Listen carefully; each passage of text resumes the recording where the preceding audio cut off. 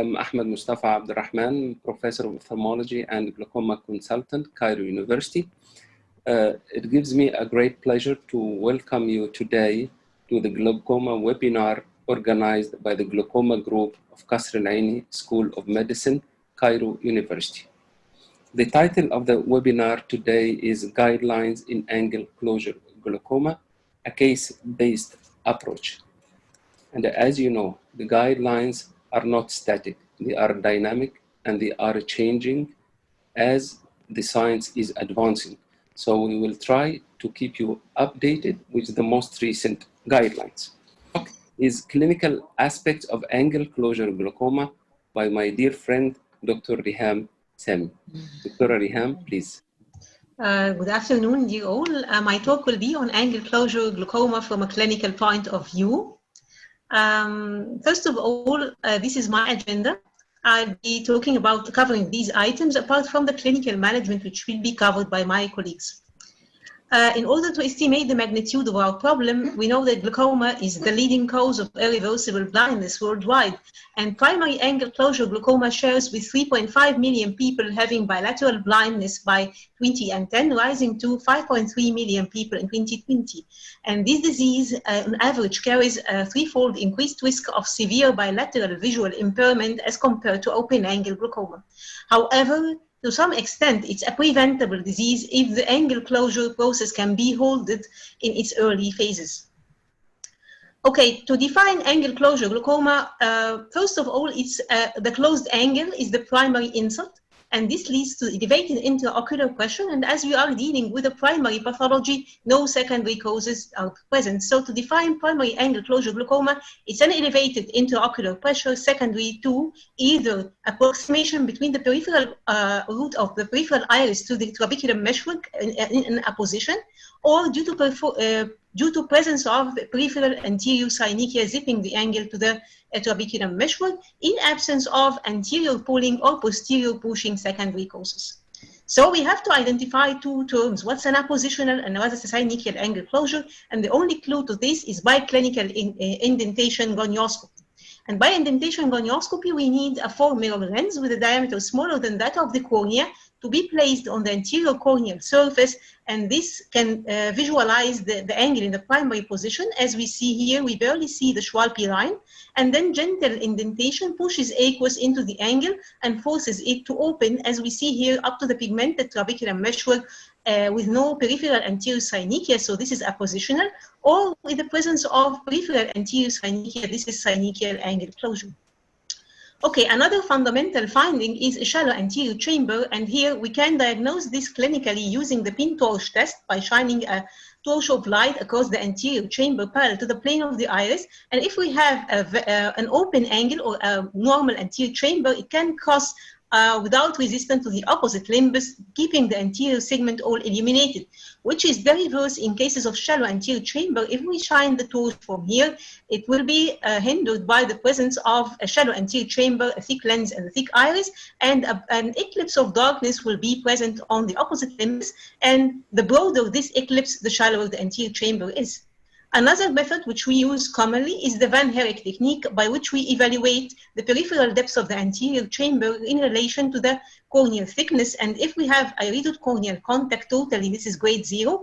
And if the space is less than quarter of the corneal thickness, this is grade 1. If it is between quarter and half, this is grade 2. And if it is exceeding half of the corneal thickness, then we have an unoccludable angle.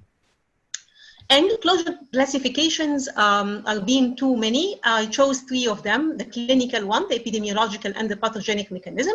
The clinical classification is user-friendly for the clinician. It is dependent on the onset of occurrence of the symptom, and it classifies angle closure glaucoma into preclinical disease or into patients suffering from an attack, which can be sudden, abrupt elevation of the intraocular pressure in an acute form, or it can be partial, milder form, like in the subacute, or it can be intermittent as it goes and comes in the intermittent form. Actually, this is a symptomatic disease. The much more insidious cause is the chronic progression, when the angle starts gradually to close, and this and thus the intraocular pressure elevates gradually, and the patient can be asymptomatic because the eye can accommodate gradual elevation of the intraocular pressure. And if it is left untreated, it can pass to the absolute stage, which is in which the eye gets blind or even painful. Actually, this classification lacks the definition, or lacks the presence of glaucomatous optic neuropathy in the definition, and so it cannot apply into epidemiological researches to compare angle closure versus open angle, and this led to the introduction of the International Society of Geographic and Epidemiologic Ophthalmology classification, which we will discuss in the next study and is the most widely used. Another classification is the pathogenic mechanism, or the pathogenic classification, which is dependent on the mechanism of angle closure. And here it classifies glaucoma into primary and secondary according to the etiology at 4 anatomical levels of angle obstruction: the iris, which can be pupillary block or non-pupillary block, the ciliary body, as we see in plateau iris configuration, the lens, as we see in phacoemulsified glaucomas, or posterior forces like in ciliary block glaucoma. I will focus on primary angle closure glaucoma in my discussion. This is the epidemiologic classification. It has a great advantage taking the disease into a spectrum or as a continuum from one stage to another. This is the primary angle closure suspect. It is an eye in which there is just an appositional contact between the peripheral iris and the posterior trabecular meshwork. The pressure is normal, the optic nerve is normal, and no peripheral anterior synechiae. To simplify things, it's a patient with a shallow anterior chamber. Then it progresses to primary angle closure, in which the occludable angle starts to form peripheral anterior synechiae extending above 180 degrees of its extent, or it exhibits elevated intraocular pressure. Still, we do not have glaucomatous optic neuropathy. The term glaucoma is an optic neuropathy, so PAG glaucoma is packed together with an evidence of glaucomatous optic neuropathy. So therefore, we have a continuum from PAGs to PAG to PAG-G. At any of these stages, the patient can enter into an acute episode of elevated intraocular pressure, what we call angle closure crisis. Look at this example. This is a 45-year-old female patient presented with acute painful diminution of vision in her left eye. As we see, there is corneal edema and peripheral shallow anterior chamber. So this is not seen. The photo is not seen. Yes. Okay. Yes. Is it clear now? Yes. Yes. Okay. So this is a 45-year-old female patient presenting with acute diminution of vision in her left eye. And as we see, there is corneal edema, peripheral shallowness of the anterior chamber, and her other eye exhibits a shallow anterior chamber. So this eye is in an acute angle closure crisis, and this eye can be a PAG suspect or a PAG glaucoma. After dealing with this and lowering the pressure, we found that this eye also has some field changes denoting that it has primary angle closure disease. It has the full spectrum of the disease. Why one eye enters into an attack and the other is not, there is no consensus, maybe due to different ocular biometrics. Regarding epidemiology, there is a geographic distribution for angle closure glaucoma. Asia accounts for about 77% of the worldwide PAG-G cases, with high prevalence in the Eskimos and Chinese, and many studies like in Myanmar and in Singapore reported high prevalence in these areas, with age, advancing age and female gender as predisposing factors. So, to sum it up, we have an eye which is anatomically predisposed to angle closure disease. This eye has got small biometrics in the form of a small cornea, a shallow anterior chamber, a thick lens, an anterior lens position, and short axial length. It can also have some anomalies in the ciliary processes, which are rotated more anteriorly, and greater iris curvature, larger volume, and thicker iris. Usually, these mechanisms overlap with each other. In short, it's a crowded eye. Okay, we can imagine that this eye is a short eye or a short house for two people, and this is a wider house, and the only growing structure is the lens of the eye. So if the lens of the eye continues to grow as we age, it can induce elevated intraocular pathology, and this is the theory why the lens is a major part of this disease. Dr. Reham, would you slightly slow down, please, Okay. for the participants to follow? Yeah. Okay. We know that there are different mechanisms for angle closure glaucoma. Of the most common mechanisms is the pupillary block, and this is the main common mechanism of a primary angle closure. However, some non-pupillary block factors, including thick peripheral iris or anteriorly located peripheral iris or anterior rotated ciliary body, or plateau iris can be involved, or other mechanisms like the ciliary block. Okay, I will describe the primary pathology of the pupillary block glaucoma. Usually it starts here when there is block of aqueous flow from the posterior chamber to the anterior chamber. So aqueous accumulates in the posterior chamber, pushing the iris anteriorly, and this leads to closure of the angle. This iris bombay leads to occlusion of the aqueous outflow passage.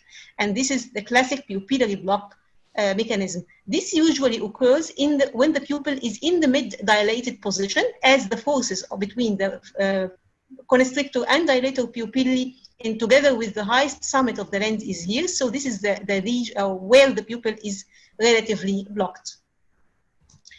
Another important mechanism for angle closure, which we usually describe while dealing with PACG cases, is the plateau iris. And actually, why do we involve this mechanism? Because some cases with plateau iris disease can present with acute elevation of intraocular pressure. In plateau iris configuration or plateau iris syndrome, there is thickening of the ciliary body. And this thickened anteriorly located ciliary body pushes the iris anteriorly. So we can spot this easily in the indentation gonioscopy or using the gonioscopy, where we find the double hump sign. This double hump sign at the first hump is formed by the curvature of the iris over the ciliary body. Then the iris dips over the equator of the lens and then rehumps again over the fold of the lens. This disease usually is suspected with gonioscopy and more suspected when we perform laser peripheral iridotomy for acute angle closure glaucoma cases and the pressure does not low down. So we can confirm it later by UBM, as Professor Zainab Simberi will discuss. Still, some points of debates are present. Why some people having narrow angle morphology develop synechia and others do not? Which patients will develop it to acute elevation of the pressure and which will go into the insidious deceiving chronic angle closure? And why most of the acute attacks occur unilaterally despite the presence of similar ocular biometrics between both eyes, apart from the iatrogenic attacks induced by installation or faulty installation of mydriatics, for example. These are points which are not still solved. People also thought that some genetic factor is implemented in this disease because we have an anatomically predisposed eye. These families can share anatomical crowding, and by a mechanism of another, they go into acute episodes or they pass into the chronic stage. Actually, the genetics in primary angle closure glaucoma are very heterogeneous. However, family history is a consistent risk factor. However, there is no fitting inheritance into a certain genetic pattern to fit in. So we can regard primary angle closure glaucoma as a complex heterogeneous disease. Okay, the clinical course of the disease, I can mix and match the clinical classification together with the epidemiological classification. The clinical classification in this stage, we have the preclinical stage. The patient is totally asymptomatic. He has just a shallow anterior chamber, and it's your role as an ophthalmologist to spot him in your clinic. So it can be a PAC or a PAC suspect according to its gonioscopy. And now, again, I am putting an alarm or hitting an alarm that gonioscopy is mandatory during our examination. Some of these patients can enter into an acute attack of glaucoma, and this acute attack can be a mild attack where colored halos around light, cloudy vision, mild eye congestion, and small IOP spikes can happen.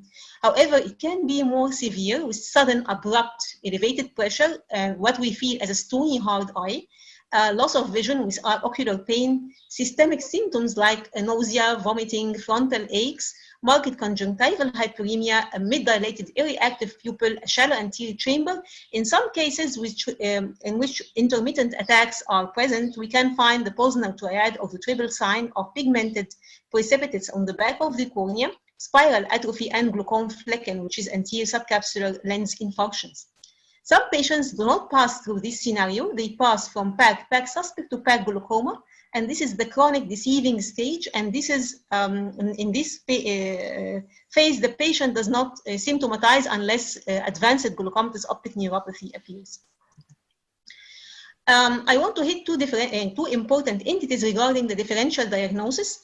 Some secondary forms of glaucoma can manifest like the acute angle closure disease, like when we have a hypertensive uveitis or neovascular glaucoma.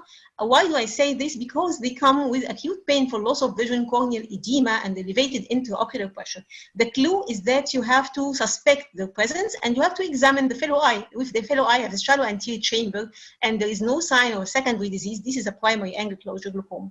Another important differential diagnosis with the PAC is the intermittent patients going into intermittent episodes of IOP spiking, because they can have some systemic manifestations, some colored halos around light associated with headache, nausea, and vomiting. They can be misdiagnosed by non-ophthalmologists as having migraine. So we have to suspect and we have to examine. Okay, we conclude that PACG is a common cause of blindness. It develops due to angle closure. The clinical course is variable, complicated. Gonioscopy is a very important diagnostic method for angle closure, static and dynamic. It can diagnose a positional over synechial angle closure. It can make us suspect plateau iris disease. In short, it's a crowded eye. The angle closure glaucoma eye is a crowded eye with some forms of acute presentations. In some secondary forms of angle closure glaucoma, they should be put into mind. Glaucomatous optic neuropathy is a characteristic of primary angle closure glaucoma. However, we don't forget that PACs and PAC suspects are totally normal. They do have normal optic nerve heads. Even after the patient experiences acute angle closure crisis, he might present with a pale rather than a cupped optic disc. I would like to conclude my session by telling you that angle closure glaucoma have been a mystery from the ancient times up till now. The pharaohs usually draw the musicians, the blind musicians. They thought that bad spirits caused this blindness in some people. In the Hippocratic era, they described that when the pupil becomes sea-colored, sight is destroyed and blindness of the other eye often follows. And the Romanians discriminated two diseases, the gutta obscura, which is the treatable cataract, and the gutta serena, which is the incurable glaucoma. And thank you for attention. Thank you very much, Dr. Riham. This was really wonderful. Riham, we have some questions clinically. So the question is, yes, it is just clinically, can we classify a patient as PACs pending optic disc view or visual field? I think you have mentioned that, so. Yes. A PACs is just a glaucoma suspect. He has a normal everything apart from a shallow anterior chamber. The intraocular pressure is normal. The gonioscopy is mandatory to validate our things, but there's normal pressure, no extensive peripheral anterior synechiae, no glaucomatous optic neuropathy. So therefore, we will not have abnormality in the visual field. You have mentioned something I really like, that the definition of angle closure is contact between the peripheral iris and the posterior trabecular. Yes. Yes. So that when you see the trabecular meshwork during examination of the angle, this doesn't mean it's an open angle glaucoma, because you still can see part of the trabecular meshwork with angle closure glaucoma. So that I like that very much, because to be sure that the patient is open angle, you need to see the scleral spur to say with certainty that the angle is open. Yes, and there are some studies that tell us that when there is prolonged iridotrabecular contact, later on it leads to trabecular dysfunction, and you have an abnormality in the outflow facility. Later on, the patient will develop zipping of the angle or the creeping angle configuration, as was previously classified in other systems. But any form of iridotrabecular contact is regarded as angle closure. Okay, that's really wonderful. So we might get another questions at the end. Now we will move to the next talk. Professor Dr. Zainab El-Sanabari will talk about UBM in angle closure glaucoma. Dr. Zainab.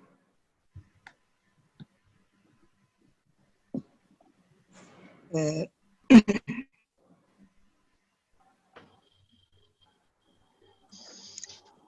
Good afternoon.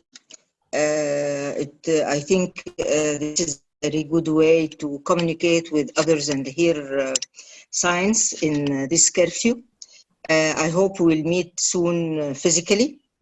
My talk is about UBM in angle closure glaucoma.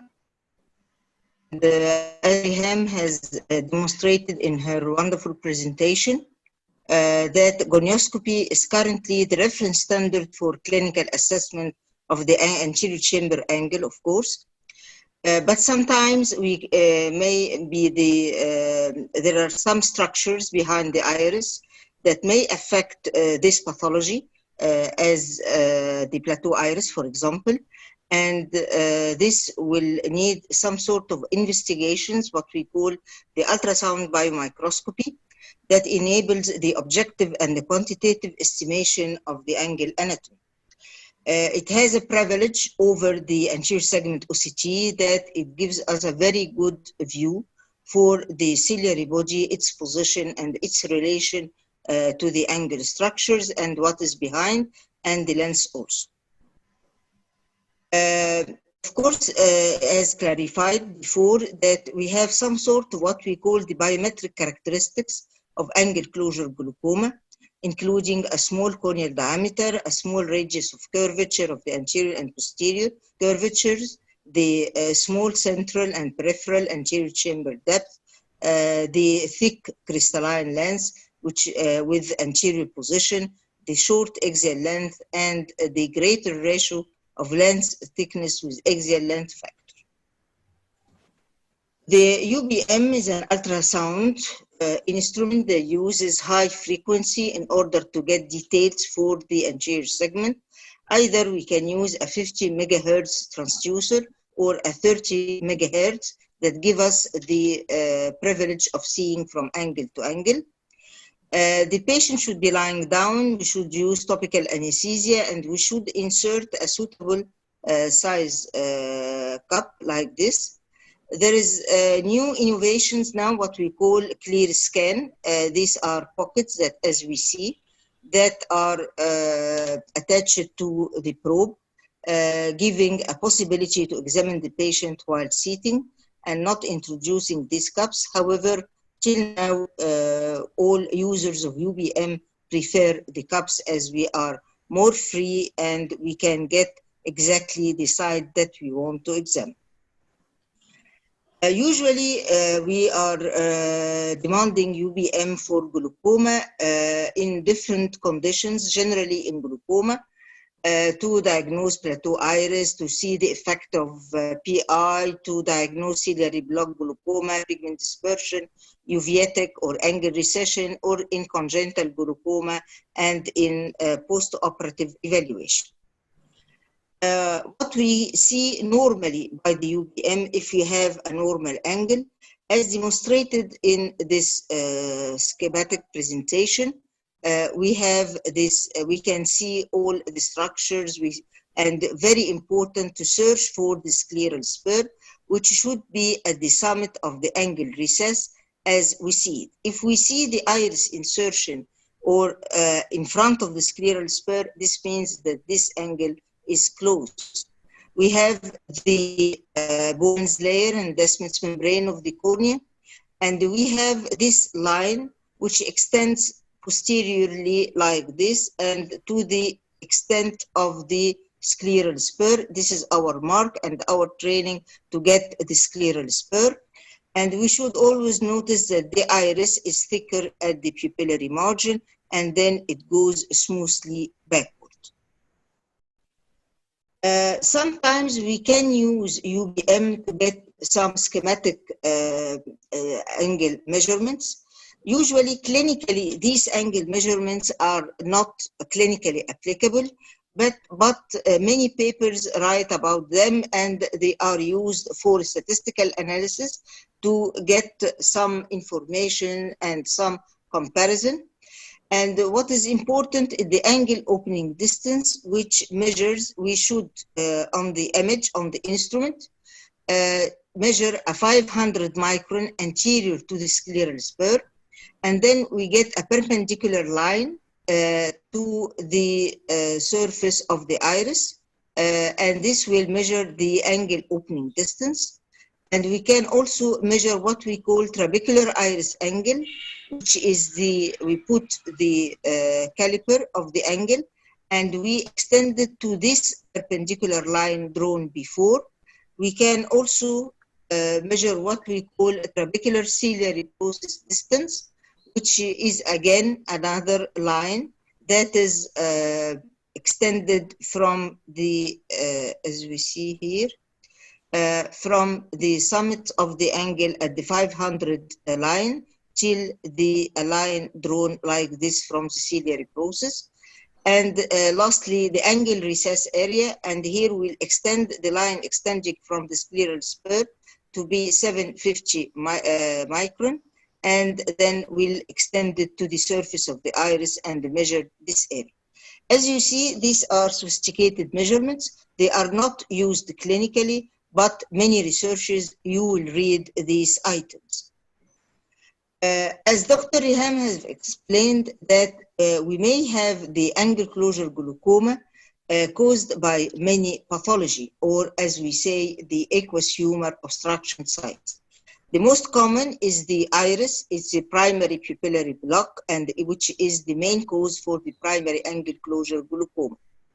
But sometimes it is at the ciliary body with its anterior rotation, giving what we call the plateau iris, or the phacoemulsification glaucoma, and we will see in the images following that we should forget completely that phacoemulsification glaucoma means the glaucoma caused only by intumescent cataract.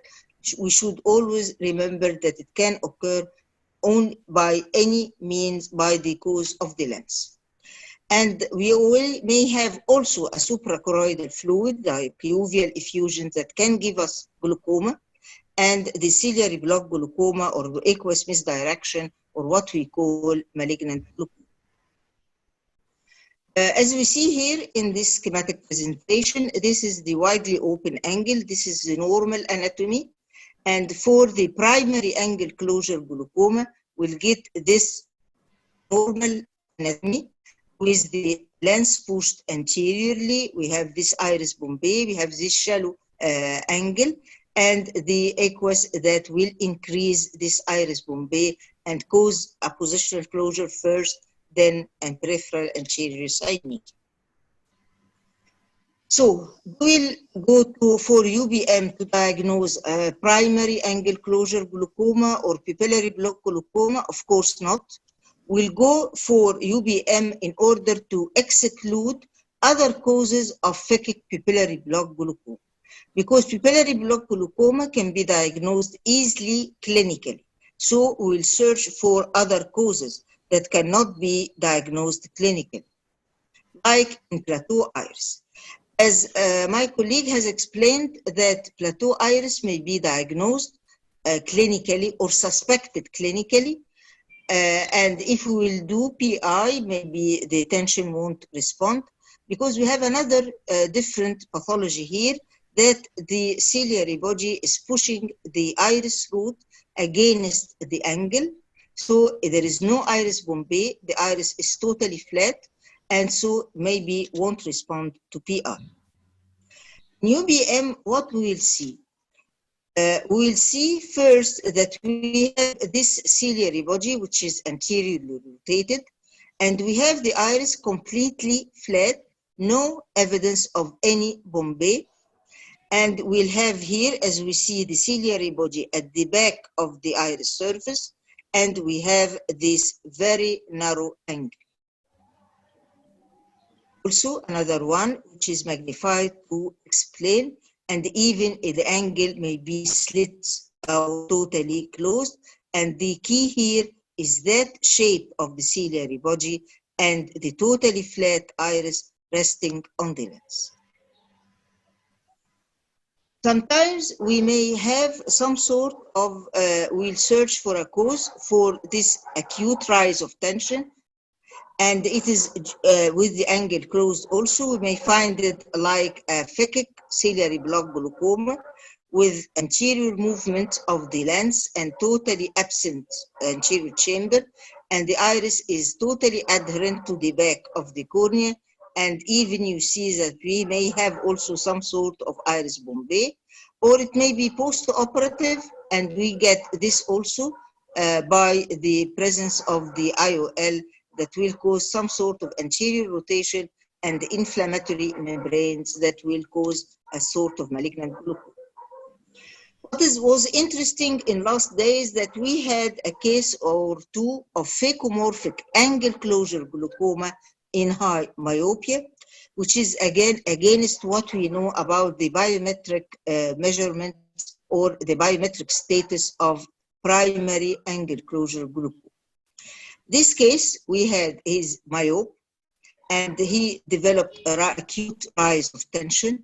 And as you see here in UBM, we had this very shallow AC, 1.8, and we have the lens pushed forward and very thick, 4.21.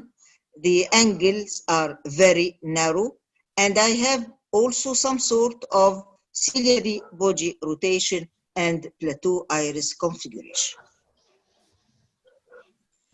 Another case, which was phacoemorphic also and in young child, and the lens was some sort spherophakic, thick, give us a very typical picture of pupillary block, but it is due to the lens, not due to the mechanism of primary angle closure glaucoma. And as you see, we will have here very shallow angles.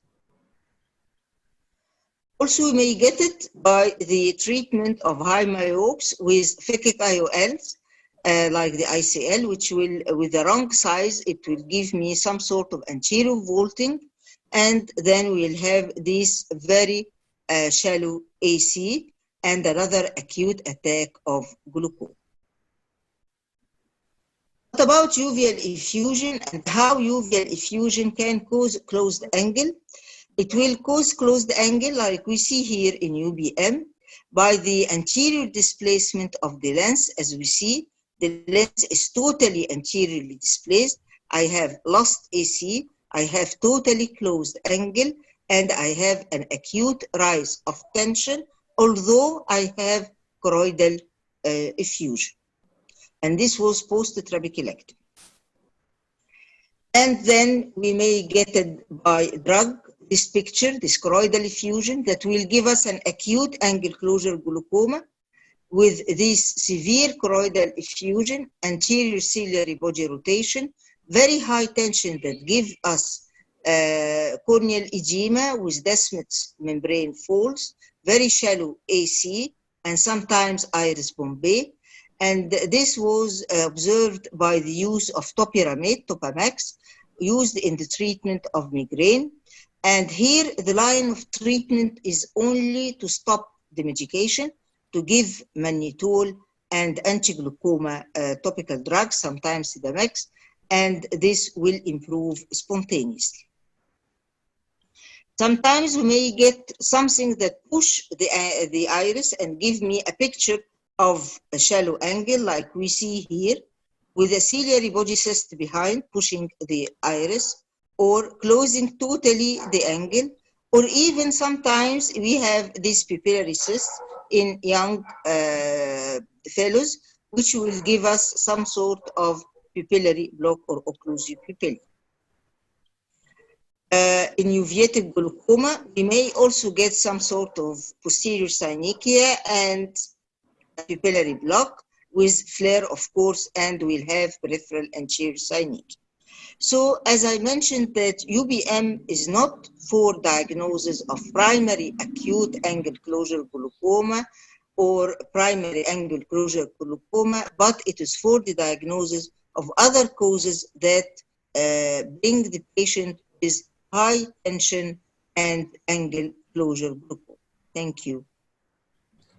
Thank you very much, Dr. Zainab. That's really interesting. We are receiving a lot of questions which are trying to reach the diagnosis. So I think we will proceed in the talks. And then we are having some questions for the whole group at the end of the talks. Now, Dr. Rasha Munir will talk about the evidence-based practice in primary angle closure glaucoma. Dr. Rasha Munir, please. Thank you. Thank you, Dr. Ahmed. My talk is going to be about evidence-based practice in angle closure glaucoma. First, we ask ourselves, what is evidence-based practice? And actually, this is a practice that relies on scientific evidence to form strong argument for guidance and decision-making during treating and managing our patients. And we have different levels of evidence, the highest of which is derived from systematic review and meta-analysis of well-conducted, randomized, controlled, double-blinded studies. This is followed by randomized controlled trials, and then cohort studies, and then we go down the pyramid until the studies that has the least level of evidence, which are in vitro research. And regarding the management of primary angle closure disease, or angle closure glaucoma, we have so many different lines of treatment that we can combine and use. And in this talk, I will be lightly touching on some of these procedures and managements, and we see together if we have good evidence of what we used to practice or do in in our real life practice. So. First, there's the laser iridotomy. And with the laser iridotomy, this was like the most commonly practiced procedure in cases of acute angle closure glaucoma. I remember when I was a resident, every case was either peripheral iridotomy by YAG or trabeculectomy. And now, when I'm just going back and looking at the evidence, I asked myself two questions. What is the role of laser iridotomy in as a therapeutic factor in cases of acute angle closure crisis? Does it really resolve the attack? And what is the role of iridotomy in as a prophylactic measurement for protecting the other eye, or in cases of primary angle closure suspect? My other question would be if whether a patent iridotomy will prevent progression of primary angle closure suspect to becoming primary angle closure or primary angle closure glaucoma. And this is basically the answer to these questions. As a therapeutic role, peripheral iridotomy, there has been a couple of, or a few studies, and the one referred here is about the role of acute laser iridotomy, in acute angle closure attacks. And here, another study was also published at the American Journal of Ophthalmology, and both studies actually tell us that laser iridotomy is very effective in resolution of the attack. But that's not only the case. We have almost 60% of the patients following the resolution of the attack will suffer at one point of elevated intraocular pressure, and they will need medical treatment, some form of medical treatment. And actually almost 1/3 of those patients will need a surgical intervention in the form of a trabeculectomy, according to those two studies. Now, I asked myself, what's the role of iridotomy for prophylaxis? And here I have a couple of papers or a couple of studies that can answer this question. First of them is ZAP study. The ZAP study is called the Zhongshan Angle Closure Prevention Trial. And this ZAP trial actually tested patients who are primary angle closure suspects and with no previous attacks, and they gave them one eye peripheral iridotomy, and the other eye was acting like a control with no medication, and they followed those patients. And for the first results were announced after almost 18 months of follow-up, and in these results they said, or the investigators actually told us that untreated eyes experienced more consistent decrease in the angle width. And that means that laser iridotomy would delay angle narrowing in cases of narrow angle or in cases of primary angle closure suspect. Okay, now, how about the role of iridotomy again in checking patients with chronic angle closure glaucoma? And this other study, again, that was comparing two randomized clinical trials from North America and from Asian population, and with both patent peripheral iridotomies, they actually followed the patients and they realized that still patients with chronic angle closure glaucoma will still present with elevated intraocular pressure and field changes and disc damage even in the presence of a patent iridotomy. So actually the presence of a patent iridotomy is not protective against the progression of the disease. Now, in a more comprehensive report published by the American Academy of Ophthalmologists in 2018, talking about the role of laser iridotomy at different stages of angle closure disease. The report concluded that in all stages, the angle width will increase with peripheral iridotomy.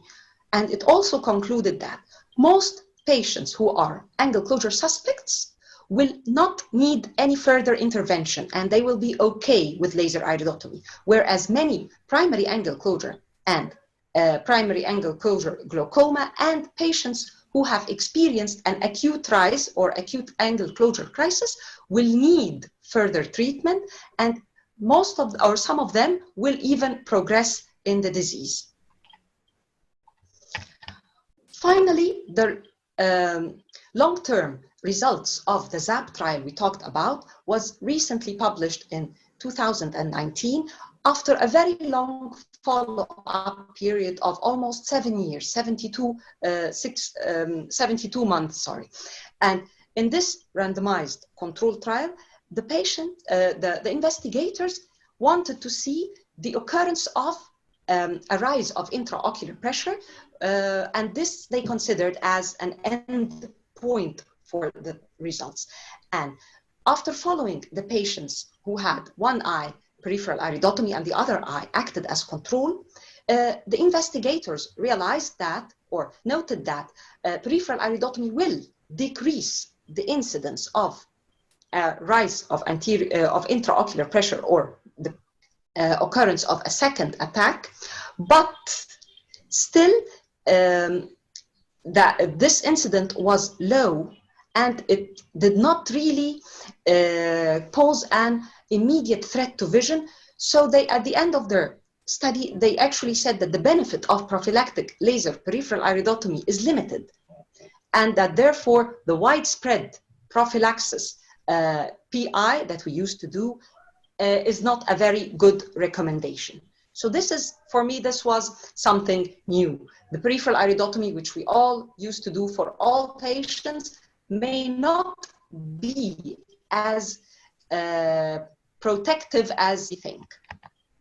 Now, just to summarize, the laser iridotomy in prophylaxis, yes, it can be prophylactic for patients with primary angle closure suspects. They will benefit, yes, but the benefit could be weighed against the cost. And as therapy,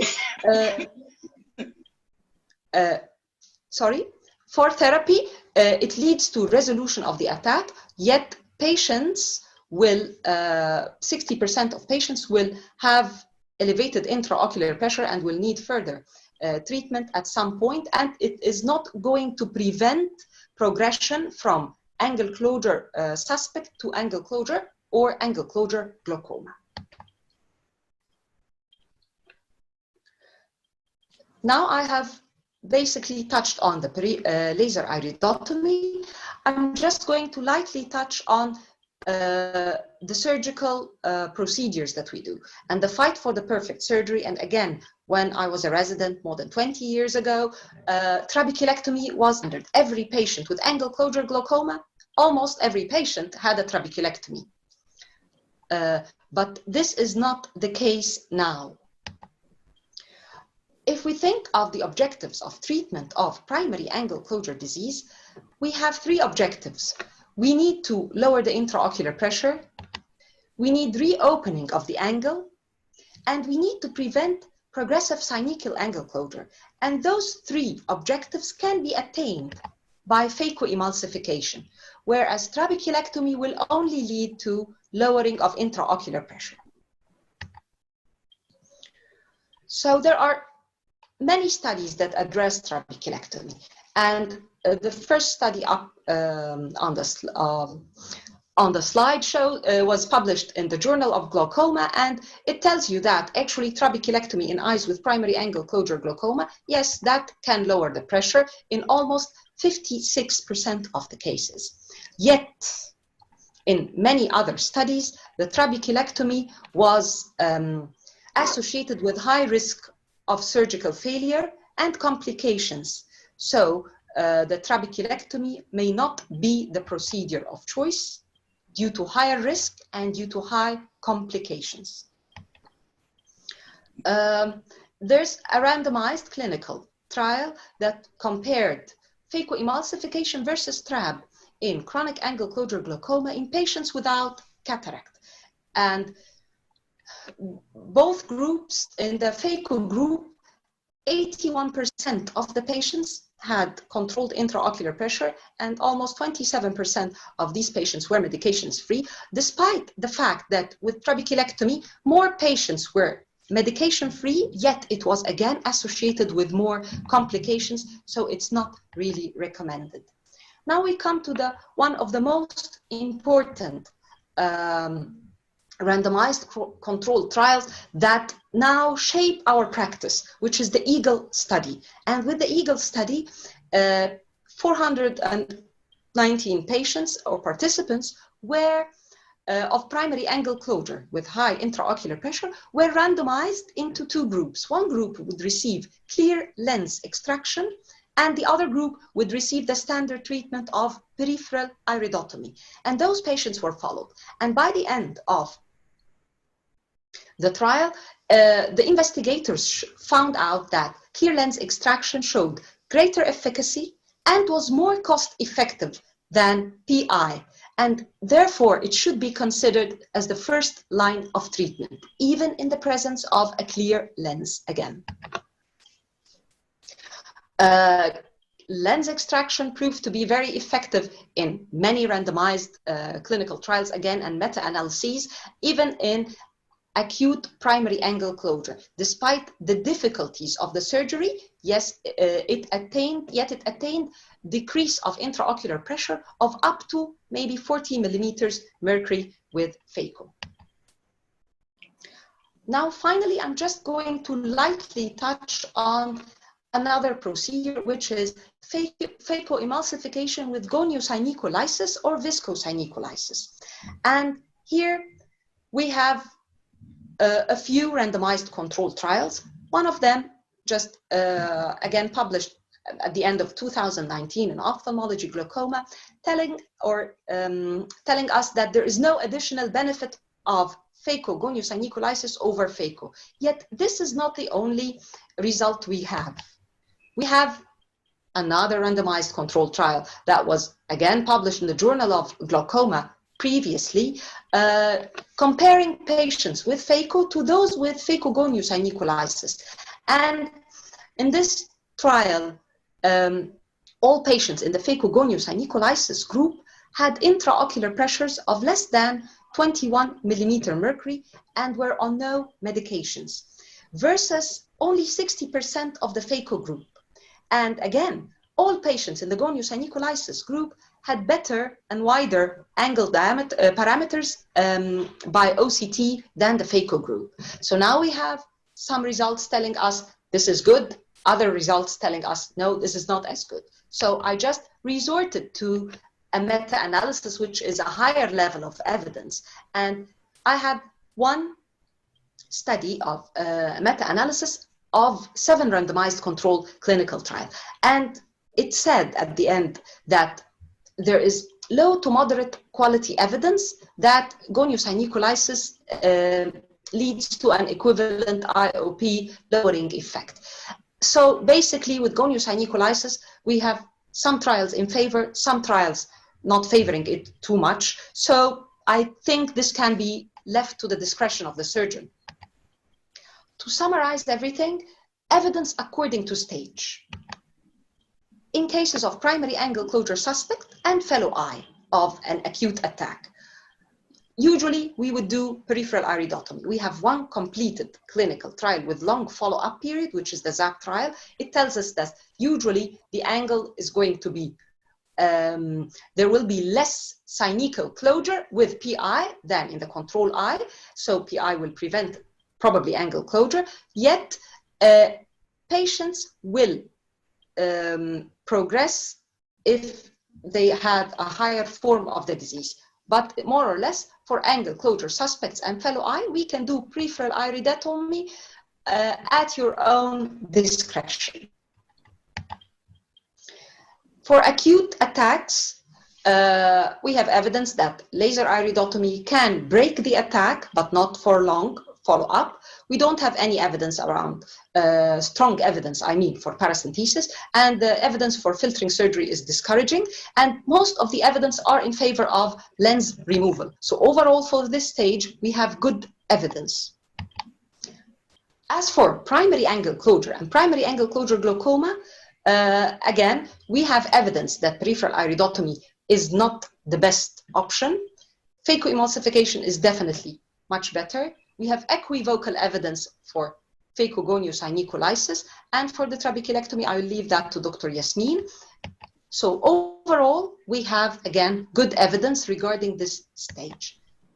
And my take-home message for you would be that primary angle closure disease is a common occurrence, yet the evidence are changing dynamically, and this is challenging to our preset beliefs and practices.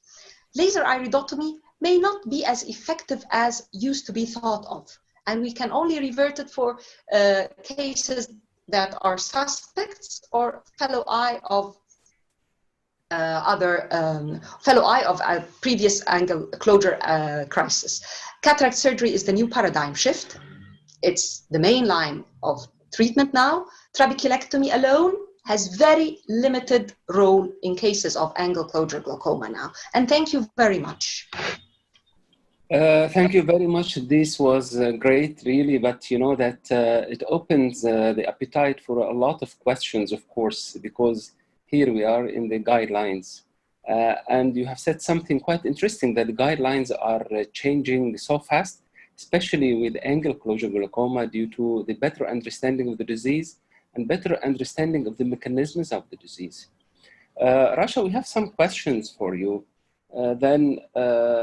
Dr. Mustafa Yaqub is commenting that once there is an angle pathology and then there is no role for PI and then surgery is a must.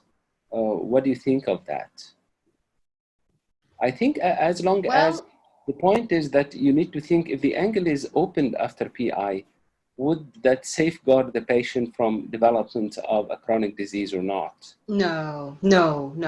I would securely say that a PI would not safeguard the disease, the patient from progressing and developing. Yes, and then what's the cost of the PI? So what the patient is going to lose if the patient underwent a PI? What do you think? I don't think the patient will maybe suffer from some iritis, but the problem is that sometimes the patients would get a false sense of security. Yes, and that's the problem. I totally agree with you, yes. Yeah, the false sense of security, they will think, okay, we've done the PI, we're good for forever, and we're not going to see our patients. And this is a common practice that we see. I mean, we see this in our practice. We see patients who have, and they come with patent PIs. It's not like the PI is blocked or anything, but then they have progressed throughout the years. So not protective. So do you think the PI has still a good role after the acute attack, or shall we change that? I would just say if we can lower the pressure, control the patient, and take him to surgery for cataract, for lens removal, I would say this is the more radical cure for the patient.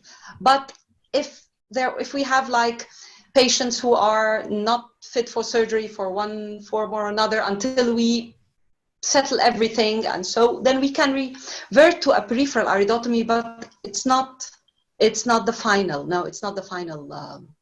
No, it's not. It's definitely not the final treatment form. You know, Rasha, that there are some debates regarding the efficacy of tube surgery in angle closure glaucoma. Did you come across that? Well, I mean, definitely, I would say that I haven't come across one of those studies recently. But the problem is, even if you're going to do, what's the rationale of doing the tube here? I mean, we all know that it's a crowded eye. And definitely removing the lens, which is the bulkiest part of the content of the eye, would most probably solve the problem without the need for such heroic surgery that will have further complications. And so I would say, again, cataract surgery, and then we take it from there. You know, the point is that sometimes there are some advice to do cataract surgery and tube implantation at the same time, so that we got the deepening of the anterior chamber. So you didn't come across those options, because some of the experienced persons then experienced in valves, they are suggesting that if the angle is closed with the synechia, and then it's better to just put a tube, definitely with cataract surgery. So it's a bit. The point is that still there is no agreement regarding what's the best option. So still there is a role for personal experience with that. Yes, but again, the guidelines would tell us that lens removal is the #1 option. So why not, if you think the patient will need surgery at a later stage, why not do a staged surgery and see? I mean, do the cataract. I really like that. And see, maybe the patient will just be fine with cataract only, or cataract with one maybe medication, or just cataract, or maybe you can change your mind and do a trabeculectomy, or if there's role for, I don't know, for MIGS or something like that, for adding something like that as well. But I wouldn't just go and do tube and cataract at the same setting. No. Yeah, but really, I work on the synechia as well, so that I try to serve the synechia, especially if they are of recent onset, and then to do phaco as well at the same time. Rasha, we are having a lot of questions for you, so I think we have to proceed, and then we'll come back at the conclusion, because really, your talk is really attractive, and you know that we cannot cope with all those questions. Thank you very much, Rasha. Thank you. This is really great. Thank you, Dr. Ahmed. Thank you so much. And now may I invite my dear colleague, Dr. Yasmin El Sayed, to give her talk about the phaco in primary angle closure glaucoma.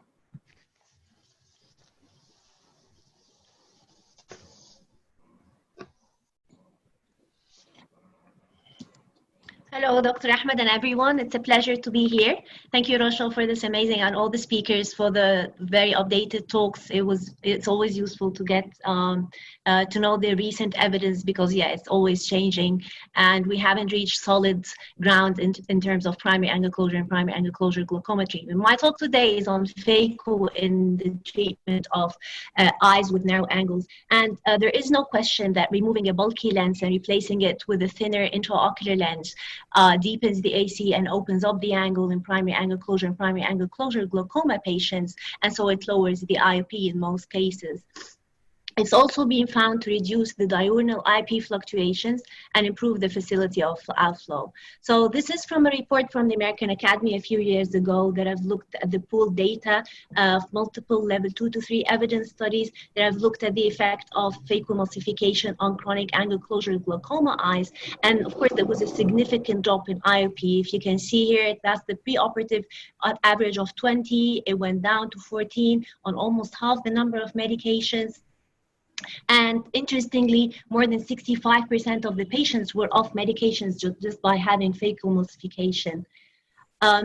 In eyes with acute angle closure, you can expect an even more pronounced effect. First of all, because you're starting out with higher pressures of 50 or more, and you manage to bring it down to the normal average pressure by just reversing the whole process that the bulky lens was creating. And not just because you're starting out with high pressure, but it's been found as well that the shallower the AC, the more the effect of phacoemulsification would be under pressure in primary angle closure glaucoma and acute attacks, post-acute attacks. So what are the indications to do phaco in angle closure? Well, the indications are the same as when you would want to do a TAB in open angle glaucoma. So if you have a patient that's non-compliant to treatment, that's progressing despite treatment, patients where you can't reach the target pressure, if this were an open angle glaucoma case and you would decide to do a TAB, in case of angle closure, whether the lens is clear or cataractous, the decision would be to do phacoemulsification. And of course, if you have a visually significant cataract, the difference here between that and open angle glaucoma is that you may choose to intervene even earlier for the visual improvement, for the sake of visual improvement and IOP control at the same time. So we do tend to have a lower threshold to interfere here, because the phaco basically is more of a less invasive procedure than trabeculectomy. So looking at the surgical technique, most of these eyes are quite challenging. These are usually elderly patients with very thick, bulky lenses, a high lens vault. The anterior chamber is shallow, and if they withstood previous subacute or acute attacks, the endothelium would be compromised and the cornea may be a bit hazy from edema or scarring. And the pupil is often narrow, especially if they withstood previous acute attacks, because of the synechia. So you usually end up using iris hooks or a Mileugen ring. It's important here when you're penetrating the anterior chamber with a keratome that the entry point is beyond the edge of the pupil, because the iris tends to be flaccid and tends to prolapse throughout the procedure. It's important as well to use a soft shell technique where you coat the endothelium with dispersive OVD and use a cohesive to form the anterior chamber against the high lens vault. And the capsule rhexis can be challenging sometimes, especially in extreme cases of shallowing of the anterior chamber, and you can always use the help of a vitreous tap here. Once you start removing some of the nuclear fragments, the AC deepens and it turns into more or less a regular phaco case. But be mindful that the capsule is stretched with the bulky lens, so it's important to be cautious during the irrigation aspiration because it tends to be redundant, the capsule at this point. And I always find it useful to take a single suture, to close the wound. Remember, even if you deepen the anterior chamber, these are small eyes. The iris is flaccid, it tends to prolapse, so it wouldn't hurt really to have a suture for the first week post-op, and you can remove it whenever you feel safe. And sometimes I combine these with the gonial synechialysis. What I usually do is I do the visco synechialysis, just blindly giving some buzzes of OVD into the angle without the need for gonioscopic view. Well, there are some observations after phacoemulsification and angle closure. You can expect your PAS extent to be reduced after surgery, even if you don't attempt to do gonial synechialysis. And that's because the entry of the OVD and the fluids, they all lyse up some of the synechia. Whether this lowers the pressure or not is still to be understood, but you can expect the PAS to become less extensive after phaco. Another important observation is that there is no guarantee if you open up the angle with phacoemulsification that you will have successful IOP control. And the reason here is because after years usually of friction between the trabecular meshwork and the peripheral iris or the PAS, the trabeculum itself becomes dysfunctional. So angle closure cases turn into more or less open angle glaucoma as well, because the trabeculum is not functioning well. So you get a deep anterior chamber after the phaco and an open angle, but still the pressure may be high. And these are the cases that need to go back to treatment and possibly later on need another intervention for the glaucoma. So there have been some studies that have tried to look at factors that influence the IOP lowering after phacoemulsification in angle closure glaucoma eyes. And there's a general agreement that the higher the IOP you start out with, the more the efficiency of removing the lens and the more the success. The extent of the PAS has been contradictory in terms of influencing the effect of phaco. So some found that the more the extent of the PAS, the more the phaco will lower the IP, and some found that it's unrelated. There's generally, most studies agree that the shallower the anterior chamber, the more the effect of the phacoemulsification will be, although some have found that it's not related. And interestingly, females do better with phaco alone than males do. So if phaco doesn't work in every single case, why not just combine it with a trabeculectomy just in case?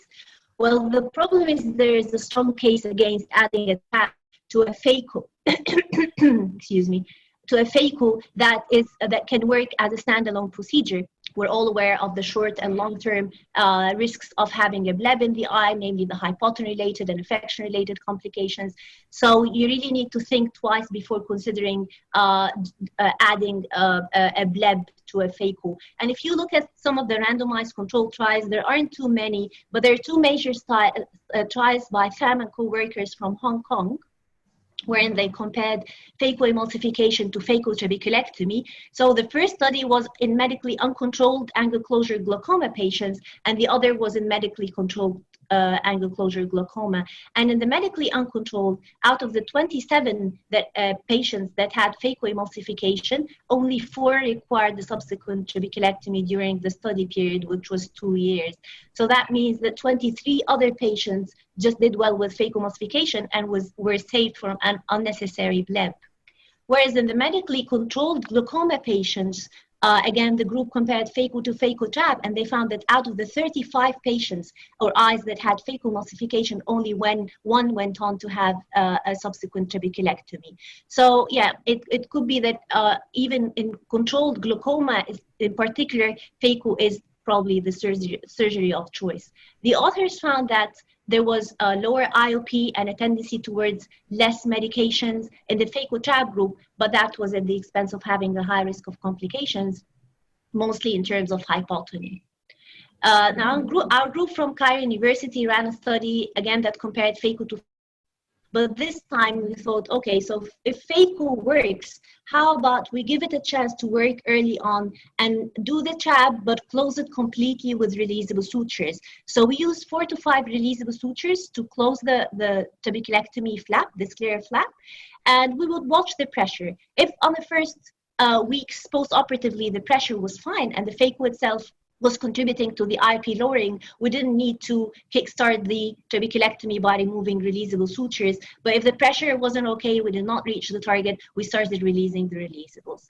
And in terms of IOP, eventually the IP was comparable between both groups, and we were surprised to find that. There was a tendency towards a longer survival with the phaco-trab and the use of less medications, but it did not reach statistical significance. So, well, the question is now, do we ever need to add a trab to a phaco? Well, yeah, my own personal nomogram is I do it in a certain subset of patients. There are 2 scenarios. First of all, patients with advanced glaucoma, glaucomatous optic neuropathy. So these patients, most of them, you don't want to have them withstand the risks of having local anesthesia twice or going through the post-IP spiking twice, post-surgical IP spiking twice. In some patients where I would suspect that their vision improves with the phaco, that's the same as Rasha when you were talking about the PI. For some patients, when you're counseling, you feel, no, if they do a phaco and their vision improves, I'm not seeing them again. And it's so hard to get to convince the patient to come back and do a trab years later that will not improve the vision, but will just stabilize it when they're happy with the first procedure. Another subset of patients where you can't really be put on medications for any reason. Either they're non-adherent to treatment or they have side effects and they have advanced glaucoma. So for these, I would consider on an individual basis to do a phaco trab. The other scenario is the non-pupillary block mechanisms, as most of the speakers have thrown the light on. There are other mechanisms for angle closure, and these mechanisms in these eyes, they don't respond as well to lens removal because they're not caused by the bulky lens, but rather by things in the angle. So one of the most common is the plateau iris, but there are other less well understood mechanisms like the thick iris volume and choroidal expansion. So the thing to look out for in these patients with angle closure generally is the lens vault and the anterior chamber depth. So if you look at these three cases with equally narrow angles, their OCT shows that here the AC depth is shallow and the lens vault is high. And the angle closure here is caused by the pupillary block because of the bulky lens. Whereas this patient with an equally narrow angle has a deep anterior chamber and a low lens vault. There is no pupillary block here, but the closure is mostly because of the thick iris volume. And in this patient, again, there is no pupillary block. The AC depth is normal, but the iris insertion is high, so the iris tends to be curved at the insertion, and that's contributing to the narrowing of the angle. This will do well with phaco. These two, it's doubtful whether phaco would bring down the pressure to the target you want or not. And there are several studies that have correlated the anterior chamber depth with the effect of phacoemulsification. And the shallower it is, the more your phacoemulsification can bring down the pressure. So the take-home messages here is that, first of all, you can expect even more than half your patients to be off medications after having phaco for primary angle closure glaucoma. I will go ahead and do phaco alone in patients with mild to moderate primary angle closure glaucoma, and I would reserve phaco traps to patients where I suspect a non-pupillary block mechanism primarily, and in very select patients with advanced primary angle closure glaucoma. Thank you, and stay safe. Thank you very much, Yasmin. That's really great.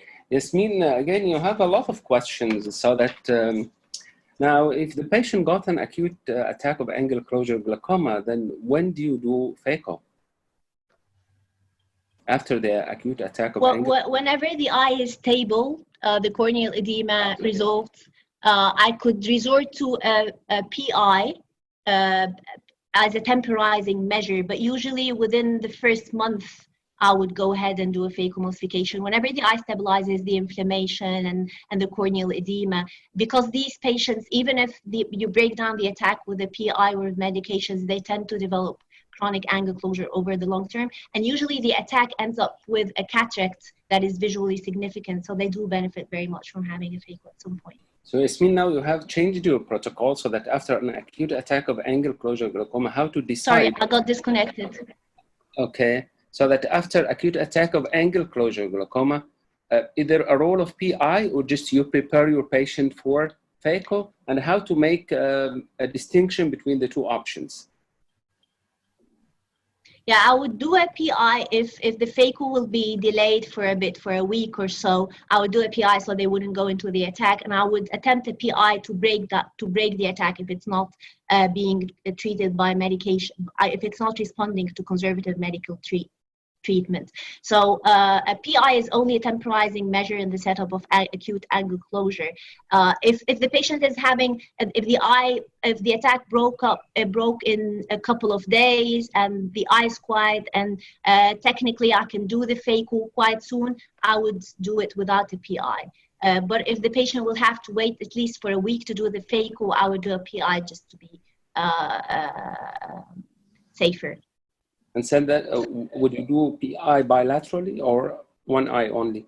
Absolutely. The other eye would definitely need. The fellow eye needs a PI, and I always even train the residents that they have to start with the fellow eye. That's the eye they need to start, because that might go into an attack anytime. So yeah, definitely for both eyes. Once they sit on the machine, they have bilateral PIs. And if they're having phaco and I had to withhold from doing PI in the eye with the acute attack, I would start by doing the PI in the fellow eye. That's a must. Do you have any recommendation regarding the phaco incision in patients with glaucoma? Well, the most important thing, because that's very tricky and you always sometimes kind of get tricked by that, the entry of the keratome has to be beyond the edge of the pupil. Otherwise, the iris will keep on prolapsing throughout the procedure. So that's the most important part, is that you go across the edge of the pupil. If you have iris underneath the entry point, it will tend to prolapse because it's very flaccid. Yes, interesting. And then regarding the combined surgery, you have said there is an option that you do phaco and then you can do trap later on, yes? In most cases, yes. In most cases, like we said, Dr. Ahmed, from the studies by FAM, it depends really. So out of the 27 eyes that had medically uncontrolled glaucoma and had phaco, required a trabeculectomy within 2 years. Whereas in the medically controlled group, when you start out with a patient that is medically controlled and decide to do phaco, the chances are less that they will require a trab later on. So yeah, some end up having a trabeculectomy, but although I'm shifting to more less invasive procedures at the moment for the angle closure patients, but trabeculectomy is an option always. So in a patient with non-pupillary block angle closure glaucoma, like the plateau iris syndrome, and then once you diagnose the patient, what would be your first option?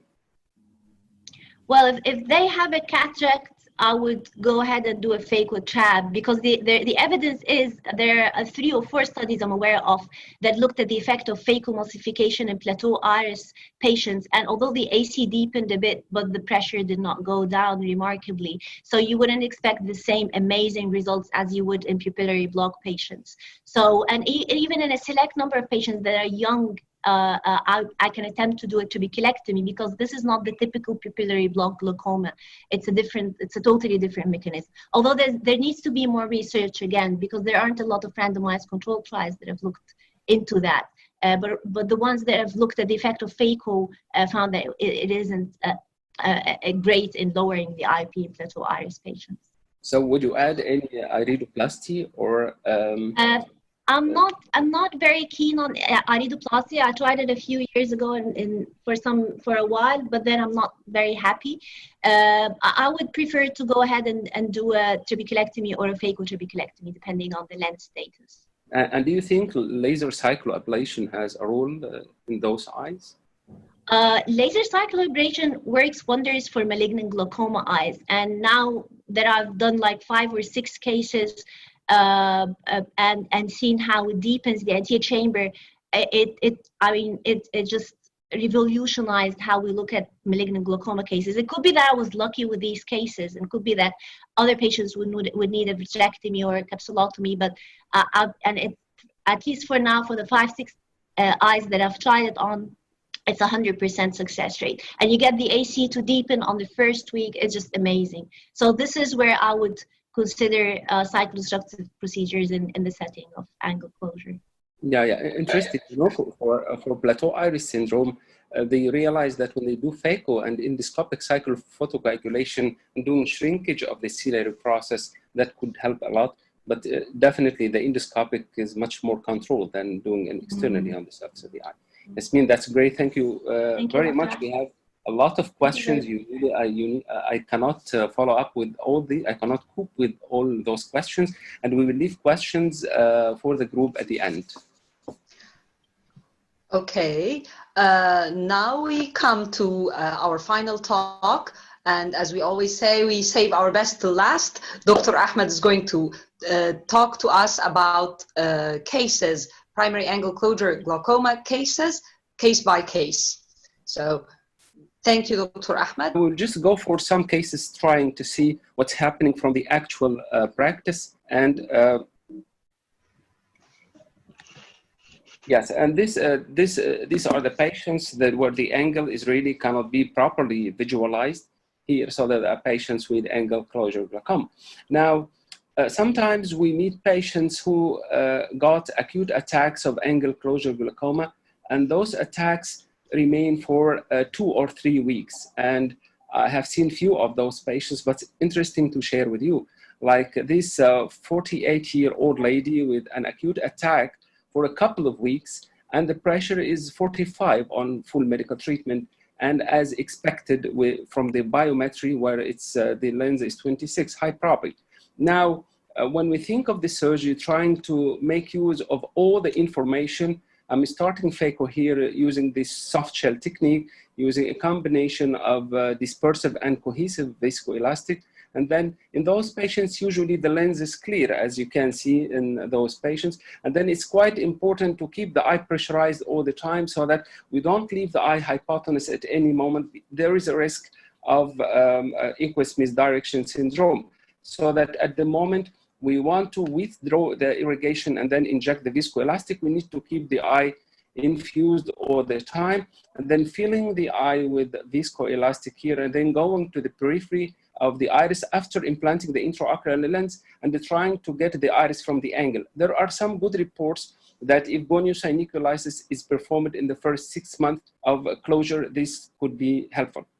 And then trying mechanically with a fine forceps to get as much of iris as I can. And then you can appreciate the iris is atrophic at the periphery. And this is a form of Zevalia syndrome. Because if the pressure remained high for quite a long time, they have the iris permanently dilated. And then I'm trying to constrict the pupil, and this is one suture, and I like the single pass through pupilloplasty technique. And now you can see that after we have done this, and then we get the iris from the angle, and then we start to see the trabecular meshwork. And the point is that if you leave the iris at this stage, it will probably re-occlude the angle again. So it's better to keep the iris taut through the pupilloplasty to minimize the reformation of peripheral antiocyanic again. And this is the procedure, sorry. So this is another scenario, a 60-year-old lady with an attack for 2 to 3 weeks, similar situation, and the pressure is 48 under full treatment. Then again, so the eyes is still somewhat angry and the pressure is high.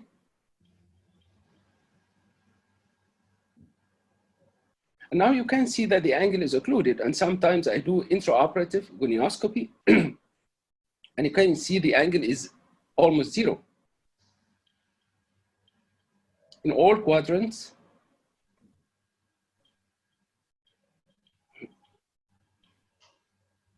nasal, temporal quadrants, all are occluded. And then I will proceed for the surgery slowly because the pressure was really high. The lens is almost clear in those patients. And then you can appreciate that at the time of the capsular excess, you can notice a kind of movement of the lens so that you really don't know, is it forward position of the lens or the lens is slightly subluxated. So in angle closure glaucoma, generally, there is a problem with the lens.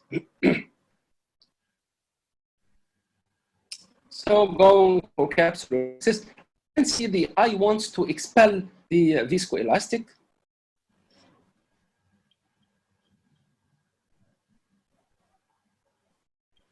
So again, going step by step, and sometimes we have to reinforce with more viscoelastic. The lens is usually soft and easy to remove. And then at the conclusion, again, this is the problem. If the eye remained in an acute attack for 2 to 3 weeks, usually the pupil is kept dilated, a kind of Zevalia syndrome, where the iris is atrophic at the periphery and will not constrict after the operation. And we need to help that. So again, pushing viscoelastic towards the angle and then trying goniosynechrolysis and getting the iris with the cannula. And then injecting viscoelastic towards the angle, definitely high viscosity viscoelastic.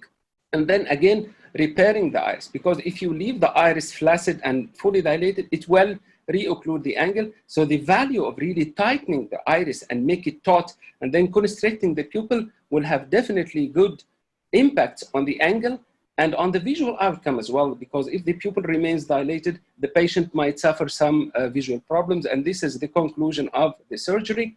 And this is the patient after 24 hours after the operation. You can expect some membranes in the pupil. But anyhow, the eye is generally quieter than expected.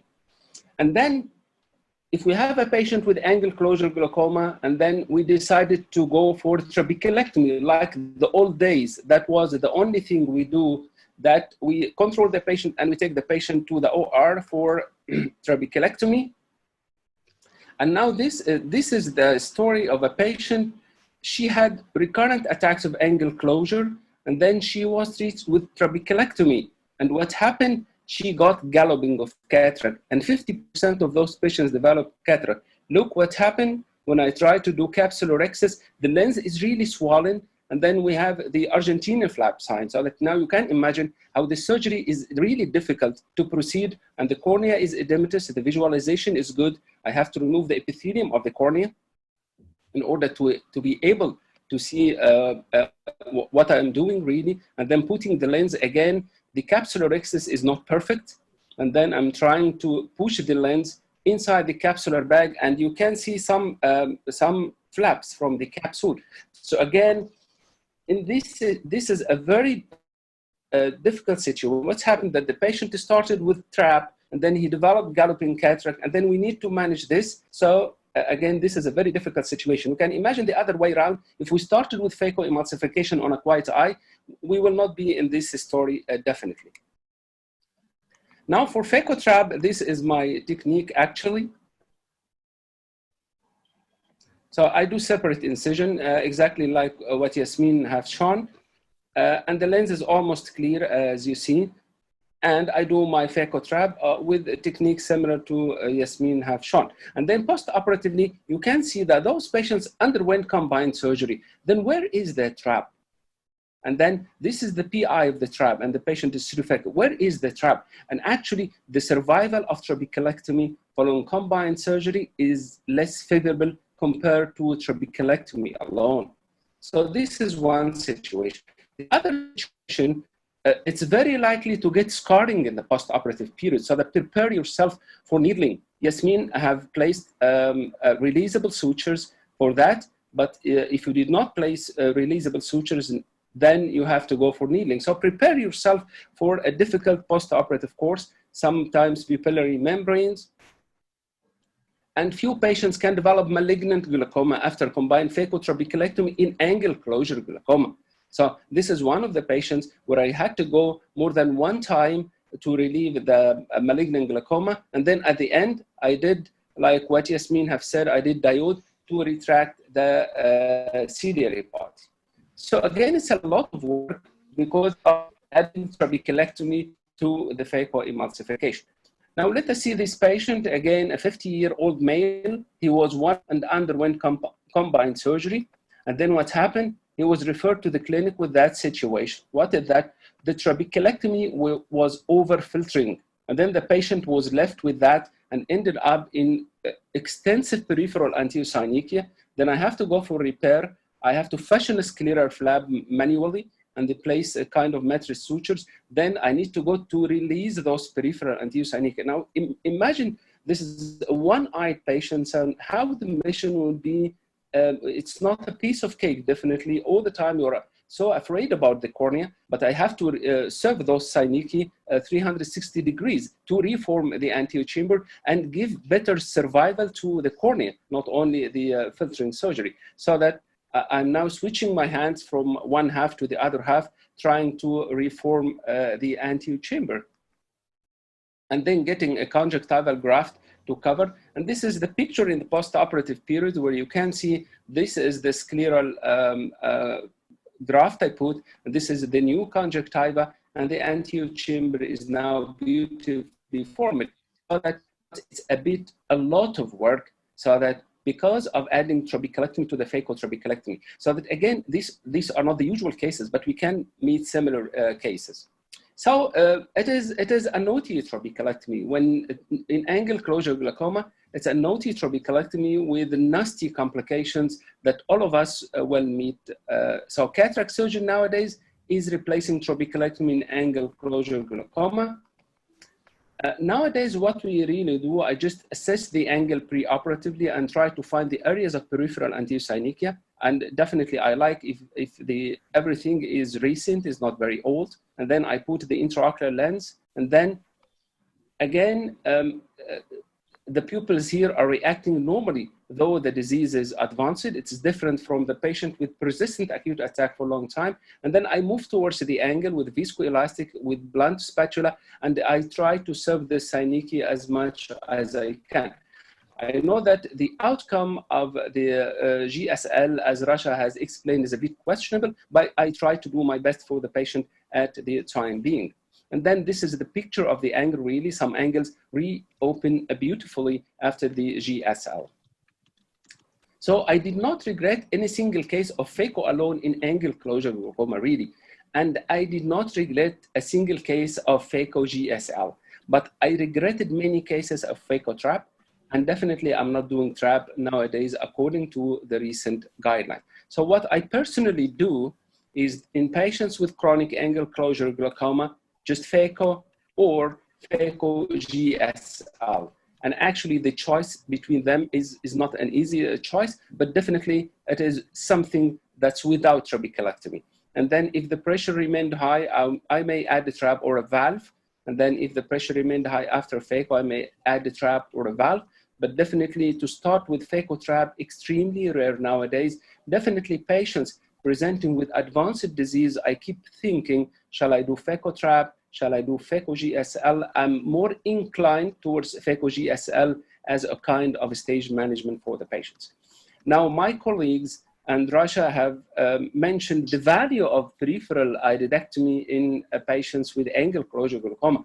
So this is a patient of mine who presented with an early chronic angle closure glaucoma, so that the pressure wasn't so high and controlled with medication. So I discussed with the patient, it was like 4 years ago, why not to have PIs? So what happened, the patient underwent PIs bilaterally, very successful, and the pressure in the post-operative is really perfect, amazing. And then what happened, the patient came after 4 years without follow-up. As Rasha mentioned, the patients, they feel that if they are cured with the pressure of 30 in one eye and 28 in the second eye. And this is not the sad part of the story. The sad part is that the patient has definitely progressed. So that was in 2016, now we are in 2020. So the patient had significantly progressed despite having a patent PI. So we have to be so cautious in performing PIs, especially in eyes with chronic angle closure glaucoma.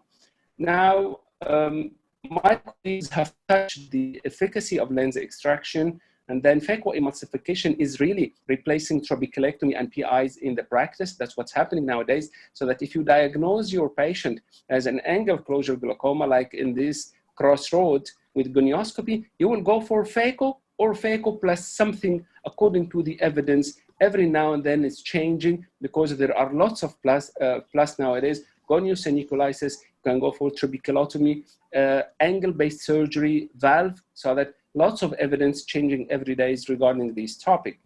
And definitely the phaco is not an easy job. As Yasmin mentioned, generally the eyes are small hyperopic eyes. So this is with the primary open angle closure glaucoma, small hyperopic eyes, other small eyes, but this is not our topic. So these are the challenges actually. The cornea is small, so that sometimes the incision is taking 1/4 of the cornea. And the anterior chamber is shallow. You have to think of that the instruments, the viscoelastics, the pupils are not nicely dilatable in those patients. Expect iris prolapse, that's why you place the incision a bit anterior. The IOL calculation, again, you need to think about that, which is the most suitable formula in hyperopic eyes. Now, this patient had a very, I'm sorry. Yes, the patient had a very shallow anterior chamber, and I really could not proceed with the surgery without performing dry anterior vitrectomy.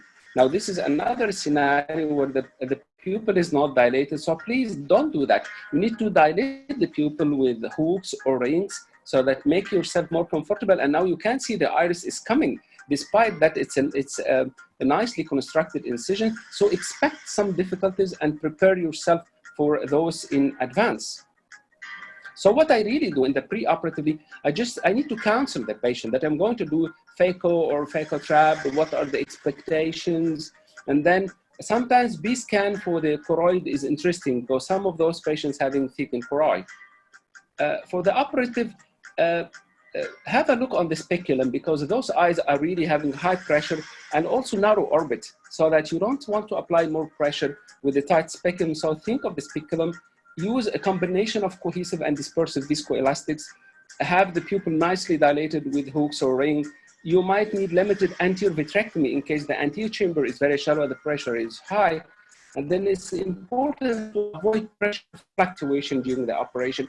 Keep those eyes formed all the time, otherwise you can get malignant glaucoma even intraoperative. And then you can use microforceps, and the message is that keep the eye pressurized all the time. And this is really important. But again, in those patients, they are having narrow orbits so that you have to put the incision in a more comfortable position. Post-operatively, use cycloplegics for the inflammatory membranes. And if you think the anterior chamber is unstable, it might be an early malignant glaucoma, monitor the intraocular pressure and definitely think of the refraction.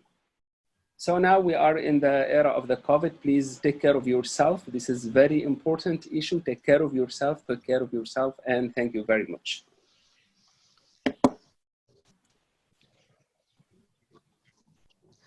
Thank you, Dr. Ahmed, very much for the informative talk.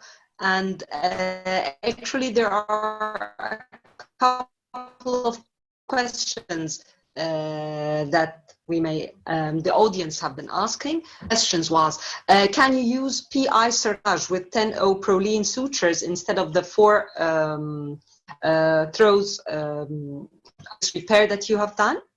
The suturing material is proline 10O, but there are different techniques for pupillary repair, and definitely the easiest is now the single pass 4 through, because it is just, you don't have to go forth and back all the time. You just pass the suture from one iris to the other end of the iris, and then you have a loop, and then 4 throughs, and then get it done. So that this is the easiest in my hands. But the suturing material is 10O probably. Yes.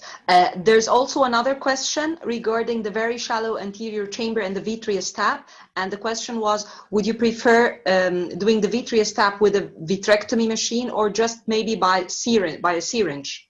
This is a very interesting question. You know that sometimes there are recommendations to use an insulin syringe or a wider pore syringe. I think the best is to use the occutome to do dry anterior vitrectomy, but definitely not to make the eye so hypotenuse.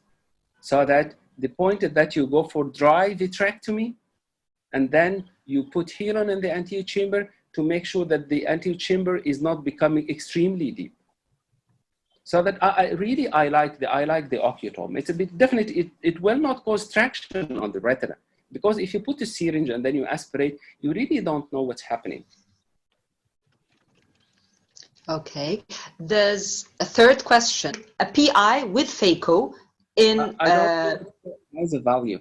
I don't think it has an additional value, because phaco will deepen the anterior chamber. And you know the point, it's not technically easy to do PI during phacoemulsification. So that I don't think it will add additional value. Okay. That's great. So the only, I have one thing to add here. The only indication is where you're suspecting malignant glaucoma might happen. So in very small eyes, like less than 19 or less, you may consider having a PI, not for the pressure control, because the pupillary block is broken, but to be able to have access with the YAG machine to do the zonulo hyaloidotomy if needed. Yeah. But so that's probably the only indication in very small eyes. Yeah, in those indications that you will do PI, and then you have to continue until you can make the anterior segment and posterior segments as a one communication, one back. So that it's not just PI and PI, it doesn't. And absolutely. it is the capsule, and then the zonules, and then the anterior hyaloid, yes? Exactly. Okay, that covers some of the questions, but not all of them, definitely. And we have also a question that's been repeated. Would you do lens surgery for the fellow eye in case of a patient with acute angle closure crisis and the fellow eye? Would you remove the lens as well? You know, actually, that when we think that the patient got an attack in one eye, they're usually susceptible to get an attack in the second eye. Okay? So under this situation, you should have a decent discussion with the patient, because this, to my impression, will depend on the age of the patient. If the patient, like in the 40s, and that could happen in females getting an acute attacks in the 40s, so you might think of adding a PI if everything is perfect. They are just suspect in the other eye, doing PI and follow-up. But if the patient in the 60s, you will try to push for phaco, and actually. And definitely, if the lens is showing any kind of cataract, I will try to push towards phaco. We know that the priority is for phaco. There are few exceptions for laser PI, a young patient in particular. So let me ask you something, Dr. Ahmed. How about this patient will probably suffer from anisometropia following the surgery? Would that kind of cataract, hypermetropic eye, usually small, and the patient now did cataract in one eye and he's emmetrope more or less, and then the other eye, still it's clear and the patient is in the 40s, yet there will be a very big discrepancy in the glasses or the prescription or so. Yeah, you know, in this situation, it would be interesting to have the cataract surgery refractive as well. So that it will, I will push definitely for cataract surgery. It will correct the anatomical error and it will be refractive at the same time. Okay. Thank you, Dr. Ahmed. Thank you so much. Rasha, we have group, I think we have like 10 minutes for group discussion. We have interesting questions. So that, like a question that if the patient got an acute attack after a mydriatic test, what to do? So it's the question is for all of you who up to answer. Well, what's not to do is to give pilocarpine. That's the only thing I teach the residents, because it will bring in the pupil in the mid-dilate position and maintain it there. So the only thing is not to panic and give pilocarpine. But what we do is we would give acetazolamide and probably warn the patients. Did the patient, sorry, go into an attack or not yet? And the patient got an attack. Got an attack, yeah. I guess if the patient got an attack, he has to be managed conservatively as an acute angle closure crisis, and then bilateral PIs should be done, Dr. Ahmed. But if the pressure is not high, it's not wise to put pilocarpine, as it will cause forward shift of the iris lens diaphragm, and it will keep the pupil in the mid-dilated position, as Yasmin said. And this is one of the methods we used to learn while we were young residents, and we nowadays we don't use it. And I guess you will not find pilocarpine to put it. You know the point, sometimes you find it. But the point is, I think you have to check your patient preoperatively if the patient is risky for the development of glaucoma. So that if the patient is having shallow anterior chamber, I would rather prefer to put midracil or tropicamide rather than adding cyclopentolate, for example, something that's long-acting. The problem is that with that patient, they get the attack while the pupil is constricting, so that they will not get the attack in the clinic. They get it. Yes, but I guess the question was directed to patients putting mydriatics by mistake during fundus examination. Which arises the importance of examining the anterior chamber prior to putting mydriatics. Because we can have patients having bilateral acute angle closure due to this mistake.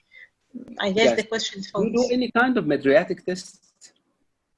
Sorry? Do you do any kind of mydriatic test? No. If I have a patient with a shallow anterior chamber, which I have to dilate, I have to do PIs before I go for dilatation. I don't dilate him. So that, you know that the point is that Rasha has just mentioned in the guidelines that when you apply PI on asymptomatic eyes, it's not recommended. So that you need to find a balance in that side. And I think if the patient repeats frequent dilatation, like a retinal patient, he will need to examine repeatedly, then you might add PI, but just for a single check, I'm not quite sure. No. Usually these patients are for managing posterior segment pathology, and they need imaging, or they need a frequent fundus examination, not purely. There is a question on the antidepressants in angle closure of glaucoma.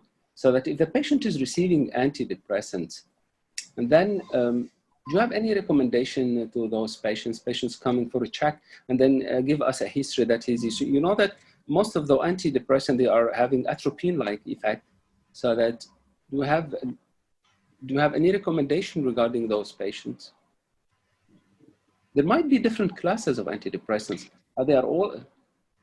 Yeah, if for anyone that's at risk of developing an attack, I think, I mean, the ZAP study did not include patients that would need mydriasis for examination of the posterior segment, and they did not include patients who would use antihistaminics or antidepressants that might dilate the pupil or cause congestion at the level of the ciliary body. So we can't extrapolate the results of not doing a PI on those as well. So for these patients, if we feel that they might get into an attack and they need to take their antidepressants or do a mediatic test, maybe a single test, just like you said, Dr. Ahmed, wouldn't be indicated for a PI. But if they continue to have those, a PI would be protective.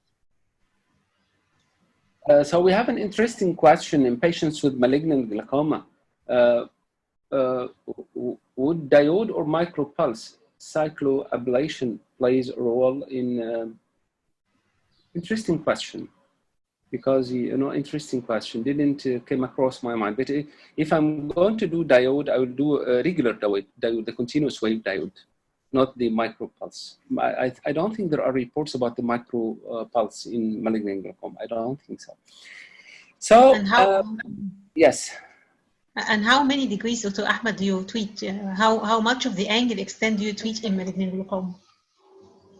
In malignant glaucoma, yes. The problem that I don't do diode as a primary line of treatment, but sometimes they are having the malignant glaucoma recurrent, and then I treat like regular therapy. I apply 24 shots because they are usually glaucomatous as well, and the angle is not functioning.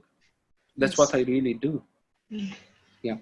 So there is a question that some patients having zonular dehiscence during the angle closure glaucoma, they find the zonules, the lens is a bit unstable. So there is a question that, do you think that zonular dehiscence is the cause of glaucoma or is the result of glaucoma? Yes, please.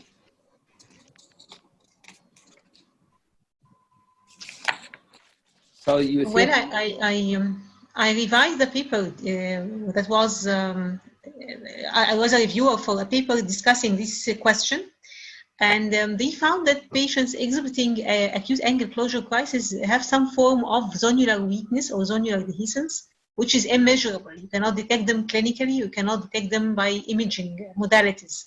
The only way is to detect intraoperatively, but they concluded that the extent of subluxation is not huge. Yeah, I mean, it does not need an additional maneuver while doing the regular phaco. I guess if the patient has a lens dislocation, it can cause secondary angle closure glaucoma, as we all know, and there should be clinical examination, proper clinical examination to differentiate both situations. So do you think the lens position plays a role in the pathogenesis of angle closure glaucoma, the lens position itself? Definitely. I guess yes. Yes, definitely. because if the lens is, the point is that in a lot of patients, when we go for phaco, and then when you touch the anterior capsule, you have the impression that it shows a stripe, so that it gives you the impression that the lens is subluxated. But actually, when the lens is moving forward, you can have a kind of relaxation of the zonules, and you can have a kind of wrong impression that the lens is subluxated, and it is not. It's just the lens in an anterior position. I think another factor is the insertion of the zonules into the equator of the lens. While doing phacoemulsification in these hyperopic eyes, you might have some long zonules that are iatrogenically torn during the rexus step. So I guess this can give an impression of the lens subluxation after doing the rexus. Yes, I totally agree with you. Now, if you have a pilocarpine available in the market, would you use it in angle closure glaucoma? That's a very tricky question, actually, because we are doing a great job in surgery. Now, can we go for a pilocarpine or not? I don't think so. Phacoemulsification and angle surgery, heroic procedures. Is it solvable with only eye drops? Dr. Zainab, what do you think of that? I don't think that now it has a role as we learned before, because we have many complications with pilocarpine, accommodative spasm, and as you have said, sometimes it can produce an attack even. So I don't think. Yeah, you know that the only indication for pilocarpine, I use it frequently when I have it in pseudophakic patients. Yes. Because I think it's of great help in those, but for phakic patients, I don't think. It's outside I think Russia, is it in the guidelines or not?